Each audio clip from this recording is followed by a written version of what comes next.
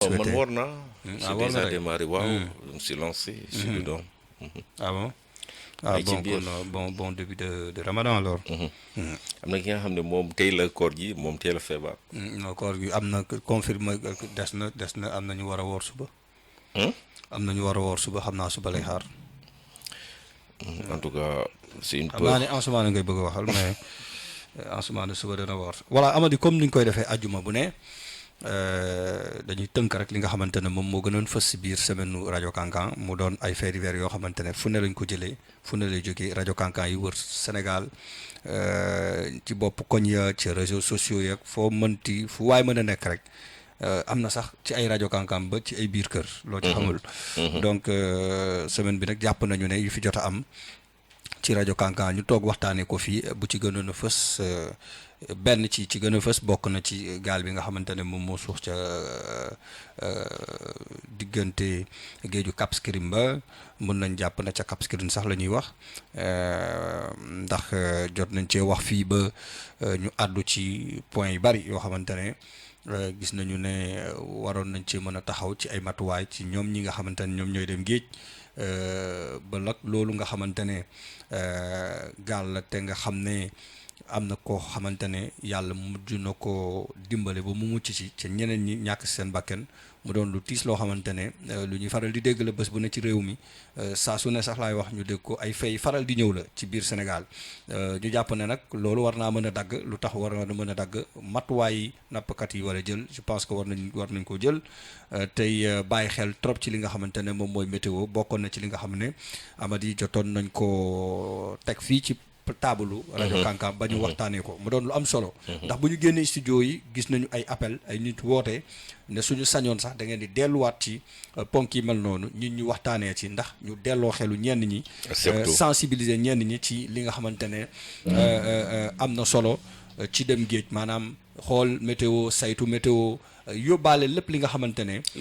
voilà di sol tamit ay gilet ay sauvetage. justement loolu aussi xam nga jotoon nañ ko cee wax. ci biir rajo Kankan ñu jóge fa joto wax ni ndaw boobu nga xamante ne ca Bambey la dañ ko fekk mu xaru mu takk baat bi ci ab garab mu xaru donc yaay ji moo si tombé mu doon lu tiis loo xamante ne. waa localité boobu waa Bambey jot nañoo dund lu mel noonu.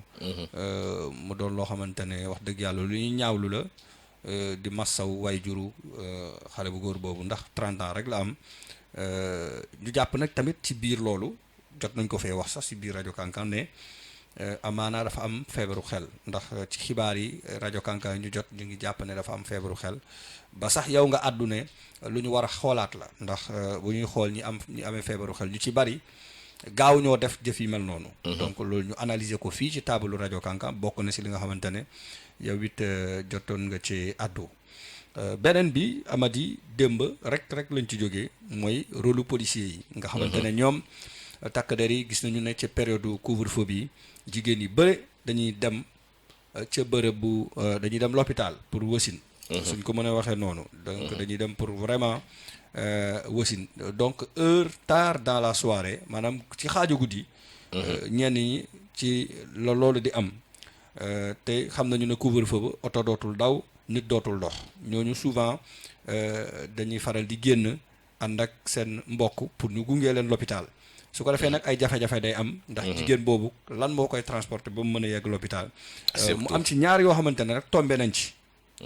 ci ay takk der ay policiers bu policiers yi def vraiment rôle de secouriste yóbbu leen ba l'hôpital jàppale leen ba ñu mën a wasin ci jàmm mu doon loo xamante ne waxtaanee nañ ko fii ci rajo Kankan ba rafetlu ko lool ñu gis ne lu rafet la di féliciter waat police nationale di féliciter particulièrement police u Ziguinchor mi nga xamante ne ci ñaar ci kaay mel noonu jot nañ ko dund waaye nag am na ci ponk yu am solo yu ñu jotoon wax Amady ba démb rek Ansoumana yéy na yaa bi wax ci pour lan mënuñoo teg ay ambulance wala def ay numéro yoo xamante ne bu jigéen ñi nekkee ci période de couvre-feu bi bu ñuy mattu ñu war a mën a woote ci yooyu numéro ñu dem l'hôpital mën a wàcc ak jàmm yaa ngi dégg donc loolu mu doon loo xamante ne lu am solo la ndax bu ñu fi génnee xam nga nit ñi dañuy déglu ak intérêt bu ñu fi génnee am na ñu bari ñu woote ne loolu xalaat la ñi nga xam ne ñoom ñoo yor kër docteur jiite ko war nañoo mën a xalaat loolu ndax c'est pas évident policier ba nga dajeek moom ndax mën nga dëkk ci zone bu sori boo xamante ne. laataa ngay yegg tali. wala laataa ngay gis tali. leneen ak leneen mën na am donc nga dëkk Alwaar fële si fond ba. justement Kanjalan Lawbe Kanjalan Pël. justement même hors commune bi hors commune bi donc mën nga nekk ci secteur yi sori yoo xamante ne laataa police di yegg foofu ndax police moom wax dëgg yàlla mënuñu nekk partout en même temps. donc ci biir commune bi yooyu yëpp bokk na ci yi nga xamante ne comme nag magu waxoon naa ko moo gën magum xamal naa ko. comme ñun am na coow li jot na fee am ba xalaat ñëw ba ñu teg ko rajo Kankan baaxoon na également. ñi nga xam ne ñoom ñoo yor wàllu wér-gu-yaram bi ñu xool ñu ñuy liggéey à ce que ñu mën a jël ay matuwaay ci wàllu boobu ba bàyyi ay numéro yoo xamante ne ci période couvre-feu bi bu amee ay urgence ay jafe-jafe. nit mën fa woote. ñu mën a mettre ambulance à la disposition des populations ba nit ñi mën a dem gérer situation yi mel noonu. loolu palliatif la xam nga su amee rek day permettre nit ñi nekk en assurance. ñi nekk à l'aise parce que tey jii soo amee soxna bi nga xam ne mi ngi en état avancé nga xam ni kii nii du yàgg dina egg si période am. tout à fait da ngay tiit. da ngay tiit parce que 20 heures su jotee dootoo am possibilité surtout soo dëkkul jege fu chauffeur dëkk da ngay nekk si jaaxle parce que su naree am guddi. yow fan nga nar a jaar. donc c'est pas évident. c'est vrai que mun nga gën rek dajaak police yi. nga wax leen ñu comprendre ñu jàppale la parce que def nañ ko fii. mais c'est pas évident nga dajaak ñoom également. c'est pas évident nga daj ñoom fekkee ñi yor seen auto yi. donc loolu mooy may pertinence justement li nga xam ne loolu la en ce moment na yëkkati yoon fii si kaddu. naan est-ce que du ñu xoolaat ñu créer benn dispositif. joxe benn numéro vert pour. képp ki nga xam ne mi ngi situation boobu. du kese ñi nga xam ne ñëw mattu parce que yeneen situation mën na posé wu. tout à fait xam nga tey si cause bi parce que dañu ne Covid 19 si période boobu lañ nekk. nit ñi am na ñi nga xam dañuy feebar dañuy ragal dem hôpital. am na affaire bi amoon dem ba fii si Ziguinchor. kooku tëdd na ay weer feebar ay weer la tëdd. feebar ba demb barki demba barki demba la ay mbokkam jël décision.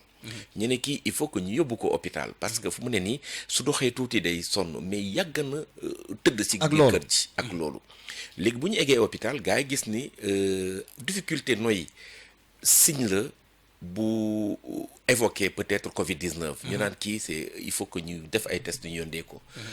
parents yi ñoom tëdd nañu ba suuf ñu ne non kii yàgg na tëdd. toog na ay weer sax gënul si biti. feebar bi moo ko yàgg a sonal. mais ñu ne ñoom il faut que ñu def test yi pour balaa ñu koy traité il faut ñu def test yi. tout à fait bu ñu defee test yi ñu yóndee test yi barki démb si ngoon lañ defee test yi. démb si suba kooku gën àdduna. ah bon gën àdduna. te résultat test yi egseegul situation boobu moo am fu mu toll nii à l'hôpital régional de Ziguinchor. mu wone li nga xam ne peut-être nit ñi suñu amoon aise boobu wala assurance boobu. tout à fait ku feebar rek ñu ne ko hôpital la ngi ne demal. nit ñi daal information bi la ñu amul peut-être. mais am na ay kàngam si wàllum santé. ñi nga xam ne nee nañu ni toutes les dispositions sont prises au niveau des hôpitaux. pour képp ku feebar nga mun a jege hôpitaux yi. dem faju ji xam nga Amady. dama lay fekk si rek ci li nga wax sànq. ñi masaw famille boobu. di leen jaale seen mbokk moomu génn àdduna. mais damay wax ne feebar dafa yàggoon am fii sénégalais dañoo yàggoon di génn di dem hôpital pour faju ci mais Covid 19 du rek feebar. am na yeneen feebar palu am na. am na ñu am ñu grippe am na ñu am leneen ak leneen. ci ay feebar. léegi yow boo yëgul sa yaram te ngaa dem l'hôpital ñu saytu xool lan moo la dal. parce que coronavirus ak leneen lépp feebar la. en fait du feebaru rus. c'est pas une maladie de honte boo xamante ne boo ko amee da ngaa war a rus wala dañ la war a xoolee neneen war la stigmatiser war la joxoñ baaraamu tuuma du feebaru rus du feebar boo créé du feebar bu ngay wëri du feebar bu nga jëli feneen feebar la comme yeneen feebar yi na ko nit ñi xamee noonu. léegi nag contamination bi lañ seetlu ne dafa gaaw. yaa ngi dégg. gaaw nag wàll nit. faj ba xaw a compliqué. mais loolu rek a si nekk am na ñoo xam ne sax da ngay dégg ñu naan dañ leen di quarantaine ñu bokk ko def scandale. moo tax nit mu ñi am ñoo xamante ne ñoom ñooy jël seen propre volonté. ñu dem pour sécuriser seen bopp. sécuriser seen i mbokk. ñu dem toog 14 jours yooyu mu mat wala 15 jours yi. donc nit ana ñi problème bi ci loolu. culture boobu il faut que nit ñi am ko parce que suñu ko deful c'est la cas communautaire yi di am doole. parce que suy nëbbu nga commencé sentir. yeneen ay signes am na ñi nga xam ne mun nañu am naka la ñuy waxee feebar bi voilà. baat bi lay jàpp sooy wonu muy métti donc. angine voilà. am na ñuy am angine ji di ko nëbb. di ko nëbb du ma dem parce que déjà angine signe la am na ñuy am soj mi ngi leen di sonal du ñu dem. nañu dem l'hôpital feebar bi du feebaru rus. maanaam du benn feebar boo xam ne boo ko amee dañ lay tam xooma lan. du feebaru rus. yow créé woo ko ñun sax ñun dañoo defar ñun moomuñu Covid moomuñu coronavirus. mais professeur. feneen la jógee ñëw fekk ñu fii. professeur Seydi bi nga xam ne dem ba ñëw na fii mu doon spécialiste. turam gën a siw si li nga xam ne loolu professeur Seydi Moussa Seydi. bi nga xam ne dem ba ñëw na Ziguinchor. mais lu mu wax nee na feebar bi c'est comme palu bi. kenn amul lu muy rus te lu muy ñaax population yi parce que aussi il faut le dire population yi ñoom seen posture moo tax nit ñi di ragal parce que suñu déggee nii diw mettre nañ ko en quarantaine rek da ngay gis kër gi no moytu leen koor gi corona mi ngi foofu nga baal ma ci wax ji Amady ñu tam la dëmm la ñuy def parce que stigmatiser si la stigma loolu moo tax ñu bëri dañuy ragal nag moom wax na ko nee na stigmatisation boobu conséquences yu muy jur dafa doon ay conséquences yu jéggi dayoo. donc nit ñi nañu moytu bu baax li nga xam ne loolu mooy stigmatisation. mais Amady. nga baal ma dagguma la. ancien ministre Guirassy. amoon na fi feebar bi. mais du moom kese Bakary Cissé bi nga xam ne journaliste la. Bakary Cissé doomu Casamance doomu Niaguis moom bu mu feebaree bu mu génnee dafa expliquer nee na moom mënul comprendre fan la ko jëlee mu wone te moom fan la demoon Europe la demoon si liggéeyam. donc deful li nga xam ne.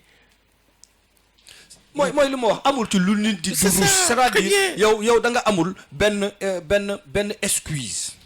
su ma nee amoo benn excuse mooy comme yow yaa ngi doon dox di jël say matuwaay. wala boog boobu temps sax eggaguñu woon ne jël leen seen matuwaay comme bu ñu jëlee kaaw monsieur Cissé journaliste. ñu jël kaaw Guirassy par exemple. ancien ministre. nga xam ne bu ñu considéré set am na set bu ñuy considéré lan laa mën a wax sax yar am na yar. am na yu bari yoo xamante ne ci ay valeur am na ko. xam nga kooku bu ko amee ba ci ban ruus ngay nekk. nit wàll na la feebar bi xamoo ko am na ko jege na la am na contact bu am seen diggante. mu nuyu la. raxasoo sa loxo nga laal microbe dugg la feebar bi dal la mais après ñu faj ko mu wér. mais suñuy wone si image naka la feebar bi di layoo xam nga loke soo bokkee biiru ak ay nit. nga bokk liggéeykaay ak nit. loke buntu bi loke bi ngay laal nga tijj. waaw par exemple kenn ki nga xam ne am na doomu jàngoro bi mu laal loke bi mu dugg. waaw ñëpp ñiy laalaat loxo bi tant que raxasuñu seen loxo. dinañ mën a am feebar bi te diggante bu ñu laal loke bi. bu ñu laalee seen bakken mooy wàll nañ seen bopp feebar bi mais loolu lan la ci nit du ruus ak ragal. dem l'hôpital wane sa bopp ne man lii mooy sama jafe-jafe ñu xool saytu la bu fekkee ne am nga jàngoro ji. nga bañ a sonnal sa bopp sonnal say mbokk parce que xam nga quarantaine bi. ñu war la téye en quarantaine war la téye sa famille yëpp du problème de. mais temps bi ngeen fay toog. léegi nag comme ñoom également ministère de la santé jël na ay matuwaay bu fekkee yaa ngay liggéey am sa liggéey wala nga am say activités yoo doon dox danañu xool nu ñu lay gungee ci wàllu boobu. donc dund gi doo ko fay faj bi doo ko gis nga feebar bi luñ ko médiatiser tax rek nit ñi di tëba ci dal mais feebar la comme feebar yi yëpp wàllam moo gaaw ñu ngi naan. nañ jël suñu matuwaay te ñu ngi sant yàlla ba léegi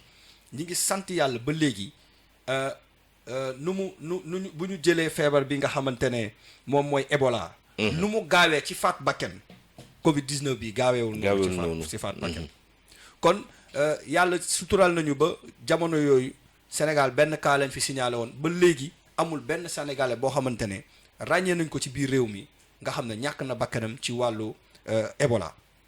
bii moo fi ñëw dugg fi gaaw parce que wàllam moo gaaw mais nit ñi ànd ak dal nit ñi feebar yaakaar ne war nañ dem hôpital nu ñu génn ci kër yi ndànk dox ndànk dem hôpital jënd seen ticket wala bu fekkee dañuy dem rendez-vous ñu dem seen rendez-vous ñu faj leen ndànk ñu jaaraat ni dem seen kër. surtout Covid 19 bi ça la xew na ci biir réew mi am na ci biir réew mi mais ça ne veut pas dire que sénégalais yëpp ko war a am. nañ ñëpp jël seen matuwaay rek. ñu jël def lépp ci nuñ ko war a defee su ko defee ku ne dox ci li nga war a dox ci jàmm te nag am na amadi boo xamante ne xëy na temps bi daf ñoo dab ndax lu ñu doon wax dafa am solo. am na nag benn waay boo xamante ne. bii nag mooy rajo Kankan. waa ji dafa jaawaale faru jabaram ak benn waay yaa ngi dégg li may wax. moom waa ji dafa jàpp ne benn waay day génn ak jabar ci fekk waa ji sekkul dara ak jabar ci te jabar ji nag am na benn waay biy génn ak moom. moom mu gis waa ji jàpp ko dóor ko dóor yi métti ba faat bakkanam bu ñu xoolaatee enquête ne noom xoolaat bu baax moom si jëm boppam sax mu ne déedéet du kii boobu xam naa ne lundi xëy na. ñu gën ko yaatal. te loolu am na fii Sénégal. dégg nga mën na leen di dañ koy gën a yaatal semaine bi yëpp maa ngi ko yoroon si walis yi mais.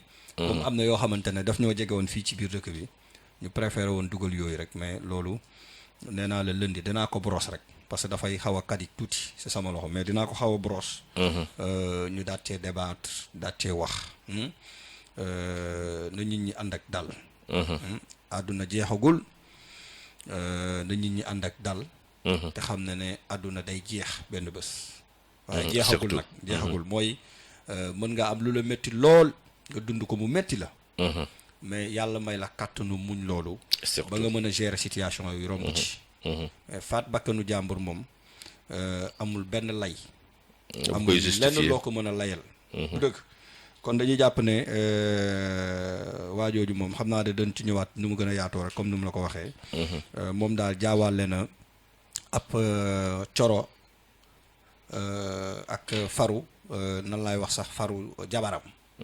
mu rey waa ji bu ñu xoolee ci gëstu mu gis ne que sax moom avoué na sax déet damaa jaawale du kii xam nga loolu. bu doon moom la sax faat bakken jaru ko woon. jaru ko woon moom. boo gisul loolu gars yi nee nañ bu feneen amatee ba léegi kenn sonnatul. soo gisul lii fii nii nga dem fële gisoo bu GMS ñëwee ba léegi gars yi sonnatuñu dañ doon jàpp feneen ñuy sonn. 89.3 FM ñëw rek gaa yëpp toog fa. loolu mooy feneen. du dëgg mooy feneen waaw fu baax si. depuis feneen am moom kenn sonnatul. kenn sonnatul léegi bu la image jaaxalee nga dugg groupe média du Sud l'officiel ci plateforme ba.